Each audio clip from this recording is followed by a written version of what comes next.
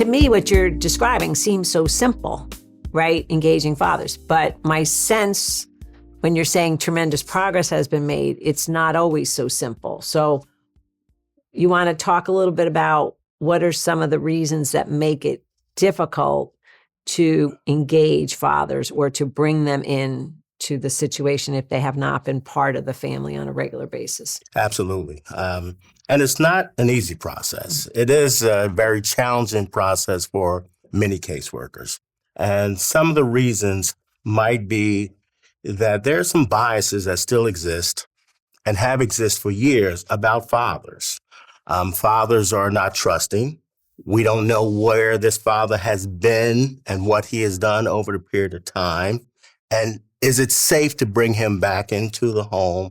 All these questions come up and make it challenging for caseworkers to actually believe that this might be the best opportunity to reach out and bring this father back into the child or children's lives and back into the family household. There's some times when fathers can be very aggressive in their communication styles and some caseworkers become fearful of communicating with them directly.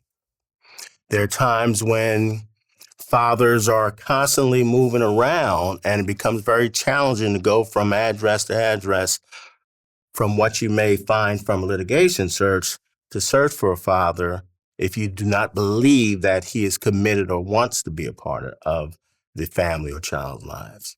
And then there are times when fathers are fearful of the system as a whole. What will happen to me if I actually come forward and meet with the division? Will I get arrested?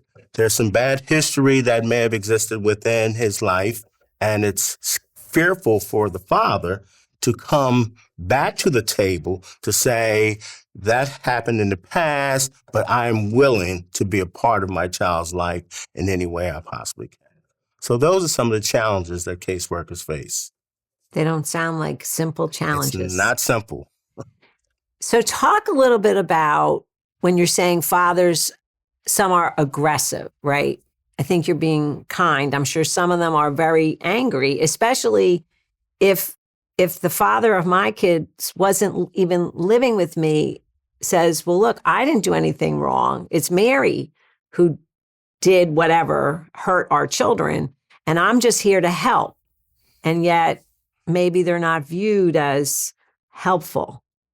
So you're absolutely correct. And there are many fathers who are angry, and how we as caseworkers communicate with them can make a major difference. And they can, I used the word aggressive, but when you're speaking to a father who feels that he is being accused of something when he was not even in the household or has been away from the family for an extended period of time, then he may be expressing himself in a very angry way to the caseworkers. And the caseworkers sometimes are having challenges of learning and understanding how comfortable it is to communicate, or should I communicate with them? So what are some of the challenges or things that caseworkers have to do that maybe fathers might feel is affronting to them or unreasonable to them? And maybe it's just part of what the caseworker is required to do, right? To check them out or to make sure they're okay, or so, which can cause that anxiety or anger on the part of the father, and the caseworker saying, I'm just doing my job. Caseworkers have to do the background checks. And of course, anytime you're asking for information about Social Security number, birth dates, and things of that nature, fathers or others become very protective. And first thing is, why do you need that? And begin to feel as though you are now trying to dig into my business to cause problems for me. But caseworkers have to learn, and many of them have gone through some training within, I can talk about the fatherhood initiative that DCF initiated, whereas they have learned to communicate better with fathers, have more patience with fathers, understand that the fathers may present in an angry way because, and how can I go about helping the father feel more comfortable so that he will communicate with me and realize that I'm not out to get him. And of course, everyone deserves respect. Mhm. So if we can, as a caseworker, give that respect and be very concrete and straightforward with the father, that is one avenue that may help. Another is to meet the father where he is and not be on the outside or leaving him on the outside, but having him become more comfortable with understanding why I'm asking these questions, what I'm here for, and my purpose is your children or your child. First, listen. We have to be willing to listen to fathers and allow them to vent. And that's not always easy to do and feel and comfortable for a caseworker. But it may help once the father has vent, communicated his way, to now settle down and be more open to listening to you. We as caseworkers have to be willing to listen to that father as well. Mhm. So those are some techniques. And the last one is everybody has strengths. So we have to identify the strengths and needs of the father and the protective factors of the father and utilize those protective factors and his strengths to help him come back to the table to begin discussing a potential plan for his child or his families, or even being a permanency resource for his child.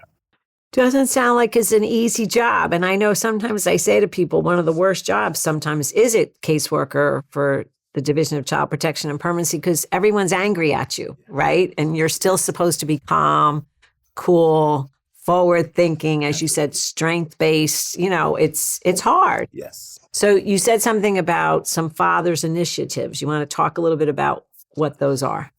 DCF, DCF, Department of Children. Department of Children and Families, thank you, recognized that there was a need for the agency to work better with fathers, not only identify them, but to get better at engaging fathers. So Department of Children and Families initiated what we call the Fatherhood Initiative. And today, there are several fatherhood initiatives in just about every county where they are providing support and resources to the fathers within their community to help them begin to have more productive, healthier lives, and to help them with their parenting skills, and eventually help them become permanency resources for their children. So these particular initiatives started off by educating the entire Department of Children and Family staff and getting them to understand the challenges that fathers go through and the challenges that we as an agency have exhibited in trying to get fathers back to the table. Once this training was provided, then training to the community was also offered as a part of the Fatherhood Initiative. Department of Children and Families took the next step and began to support financially some of the fatherhood programs that were coming up in different counties to help provide the support and resources to fathers. Very cool. So a couple things. In terms of, do fathers just join these community groups, or do they get referred there, or how do they get involved? Most fathers aren't just stepping up to the plate and saying, I'm going. Oftentimes they are referred by the caseworker or other community folks who are very much aware of the fatherhood programs and fatherhood initiatives. As a matter of fact, there's an excellent program right here in Essex County in Newark called the Fellows Program. Fathers empowered to learn, lead, and achieve success. And I've been actively involved with the Fatherhood Initiative Fellows Program, which falls under the Partnership for Maternal and Child Health. And what they have been successful in doing is actually reaching out to the fathers via phone, email, to try and tell them more about what supports and services that they have to offer and how their program can help the father become re-engaged, promote healthy relationships, to actually provide parenting training. And once a father receives an opportunity to know that he can participate in a group setting with other fathers in his similar situation, they become more comfortable to actually become more engaged. Another great thing is the economic stability that is offered by the Fatherhood Initiative and the Fellows Program. Fathers are challenged with trying to find employment, getting back into the employment field, finding jobs.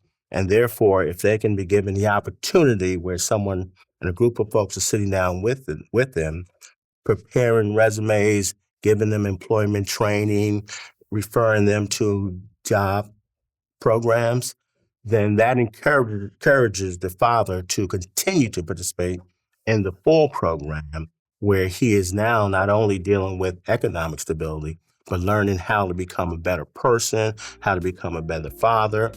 How do I ensure that I can become a part, again, of my child's life? Thank you so much for watching.